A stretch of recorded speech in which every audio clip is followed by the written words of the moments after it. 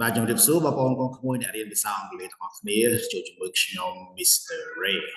ថ្ងៃនេះខ្ញុំចង់បកស្រាយនៅចំណងមួយពាក់ព័ន្ធជាមួយនឹង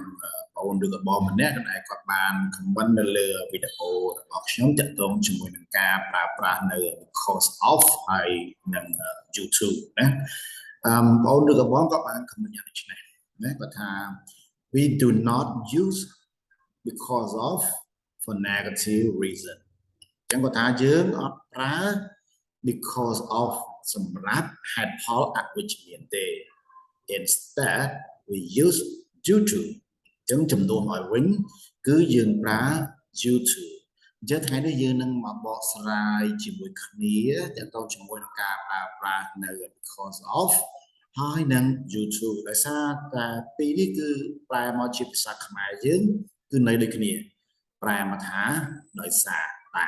ហើយអញ្ចឹងគាត់ comment នៅលើវីដេអូរបស់ខ្ញុំដោយសារតែខ្ញុំបានសរសេរយ៉ាងដូចនេះខ្ញុំបានសរសេរថា it's sad to hear that her parents got divorced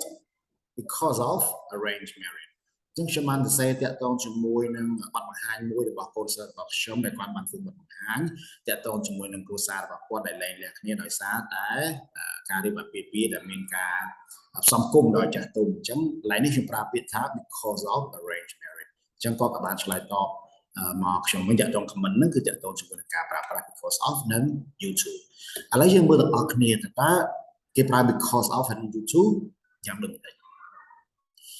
យើងត្រូវស្គាល់ថា because of ឬមួយក៏ due to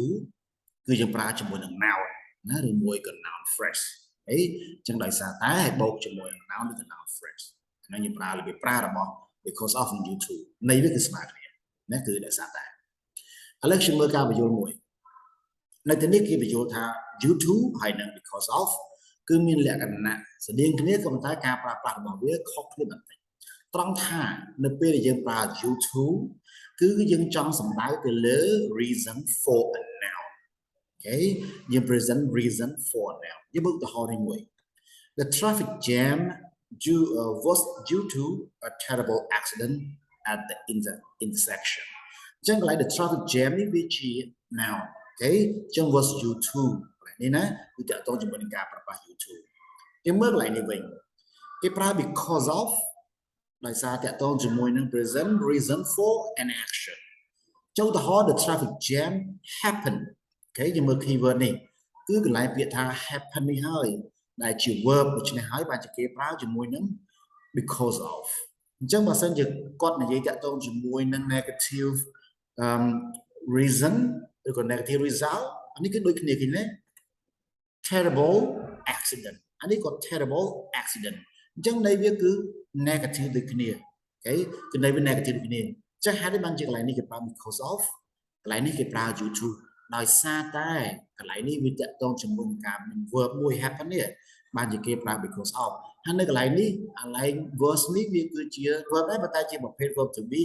វាជា state word ដូច្នេះហើយគេអត់សំដៅលើអាហ្នឹងទេគេសំដៅទៅលើ the traffic jam នេះណាអញ្ចឹងហើយបានជាយើងមើលការខុសគ្នាគឺរវាង because of និង due to តែប៉ុណ្្នឹងឯងបើសិនខាងមុខវាមាន verb ប្រើ because of ទៅតែបើសិនខាងមុខវាជា noun ឬក៏មាន verb to be នេះចាអាហ្នឹងយើងប្រើជាមួយនឹង due to ទៅណាឥឡូវយើងមើលកន្លែងនេះមួយ dictionary មួយទៀតនៅកន្លែងនេះបើខ្ញុំដកស្រង់ចេញពី Cambridge ណាដកស្រង់ពីវចនានុក្រម Cambridge គេបានបញ្ជាក់ថាដូច្នេះ because of គឺមានថាជា as a result of អញ្ចឹង the train was delayed because of bad weather បងឃើញទេ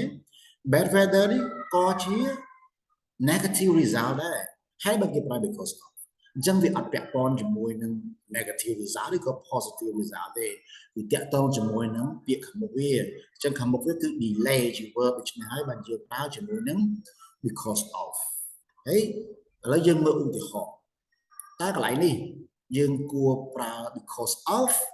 ឬក៏យើងប្រើ due to បើយោងទៅលើអ្វីដែលខ្ញុំបានបកស្រាយនៅខាងមុខ his suicide was blah blah blah bankruptcy យើងប្រើមកថាខ្សែទុនណាហើយ suicide យើងប្រើមកថាការធ្វើអត្តឃាតអញ្ចឹងការធ្វើអត្តឃាតរបស់គាត់គឺដោយសារតែការខ្សែទុន bankruptcy chắc lại như vậy he committed suicide nè con bán với ắt hiện tại sao ta bankruptcy tại sao ta sai thuần này chẳng lại nè nhưng mưa ta nhưng của the proud due to được cái dương proud because of mà dùng từ lừa về được trong làm gì chẳng lại nè cái nhé he suicide với chuyện nào chẳng bảo với chuyện nào nè và cặp nát lại đi về proud cho môi nắng due to hai cái lại nè he committed cái này còn là cho môi nắng verb commit nó chữ verb chẳng lại đi một cặp nát cứ việc nào chữ môi nắng because of okay ní cứ chỉ chụp his suicide was due to bankruptcy chẳng cái ta cả thứ ở khi là một quạt như vị trí nào như thế chẳng như bao giờ một due to được sao cái các sai thuận cái này đi he committed suicide chẳng con bàn thứ ở khi lại committed ní chữ verb chẳng lại ní hai bàn chữ bao chữ môi nắng because of sự cầm ta biết ô claim mình này à vô bỏ sai để là quay để ôn được bom mà mình là lưu được bỏ xong đấy vì con thì chỉ cả chạy được lên nơi chừng năm tích túi mình mới ở bom ô con khui nhà tiền từ xa ông lê bán xoay vô còn thay đi mình cả và từ xa ông lê ai có sân bà bom ô con khui chào trong cả đi từ xa ông lê online ai chặt tôm chung vui nên chấm ba nát chấm ba biển nơi từ xa ông lê để to tạm dạng zoom ngày sau ngày sức bật pin thần điện một tiết chặt tôm chung vui cả đi tam video đấy đi chợ tôi chỉ muốn là một bộ phận slide thứ hai chỉ muốn nắng vẽ xong rồi chúc đến video cả